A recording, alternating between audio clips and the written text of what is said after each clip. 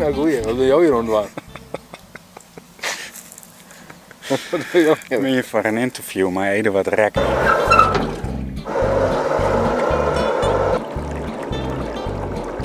We kennen dit gebied toch eigenlijk ook wel. Maar misschien gaan we daarom juist te varen, omdat het hier zo hartstikke mooi is hier. We gaan naar de Loddehel. Loddehel? Loddehel. Nee. IJsbaan, Veenwoudsterwal.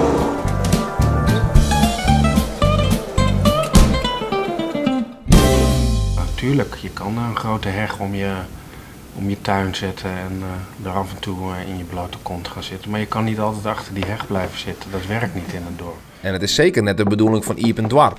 Sjoerd wil juist alle dwarren iepenje. En in 2018 gaat dan elke dag zijn walste dooriepen op de website van Iepen Dwarp. Achter die virtuele door vind je dan een interview met de bewoner en kast foto's in. Het is een orde van Sjoerd om zijn lokkige jeugd in Veenwoudsterwal. Of gewoon ook wel een soort nieuwsgierigheid wat dat warme gevoel dan is. Wat het betekent voor allemaal verschillende mensen om hier te wonen en wat mensen hier doen en waarom ze hier wonen. Ja, ik ben daar wel benieuwd naar en ook, ik vind het wel mooi omdat in een heel dorp dan gewoon echt iedereen. Sjoerd een kapje wel, ja. Nee. Sjoerd. Sjoerd. Oh nee, ja, dat is ik verhoren. Ja. Je bent net groter man, met hetzelfde mandje. Nou ja, je bent naar zo, hè. Ja. Ja. En je bent nu bezig met... Het project Iepen Dwarp. Ik vind het een heel mooi idee, zei je. Ja. Als het bij die wijk kwam. Ja. De bedoeling is om alle deuren, om iedereen. Dat wordt nog wat. Maar, dat wordt nog heel wat, ja. Maar goed. Maar dan dan plotje mijn vakantie, die bent er ook al in dan net. Ja, maar goed. Het is ook gewoon tijd nemen. En, Ja, rustig. mensen moeten een beetje aan ons wennen straks en Ja. vertrouwen krijgen dat we iets moois maken. Ja. In de reguliere media is daar eigenlijk nauwelijks tijd, geld, ruimte voor.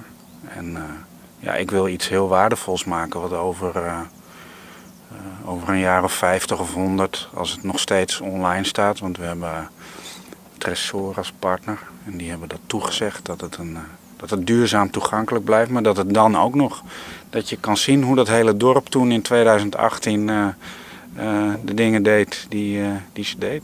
Ja, lijkt me te gek. Als ik dat nu zou zien van 100 of 50 jaar terug, dat is toch smullen.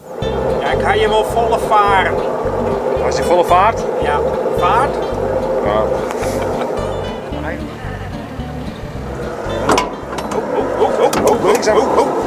Wat doe je nou? Nou, kijk, andere kant. Maar kennen we je wel onder het dan? Sjoerd? Dat weet ik net.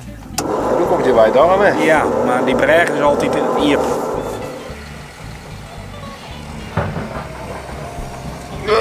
Ben je hier ook geboren dan? Ik ben hier net geboren. Nee. Ik ben daar verderop in het boerderijtje daarachter achteruit. Ja. Maar mijn omke die waren hier vroeger bij Beppe toen en die hier naar voormanderij, die kwam met de hinderwijn naar Leeuwarden. Ja. Oh, dat die mijn paken dan, later die mijn omke, die waren op een wol toen. En hier daarachter, achter daar, die hele maaike. Ja. Daar is dan vroeger naar bouwgrond. Ja. En daar ben je er ontploeging vroeger met hinder. Ja. En dat, en daar moesten ze ook van bestaan. Nou, je het wel. Ja. Gaan we weer reden wat.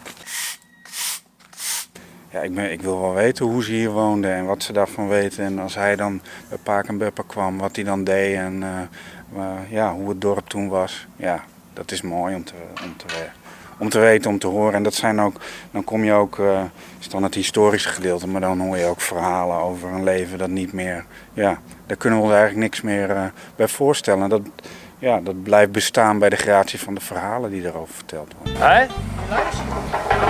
Ken je dat? Oh. Oh ja, ja, als je nou draait dus ja. Nou, mooi regelen. Door tijd te nemen voor iedereen en door te vragen over het wonen hier en wat mensen doen en waarom ze het doen. Daar zitten altijd mooie verhalen achter, maar je moet er wel tijd voor nemen en dat, ja, dat gaan we doen. Daar heb ik wel zin in. Ik wil beginnen.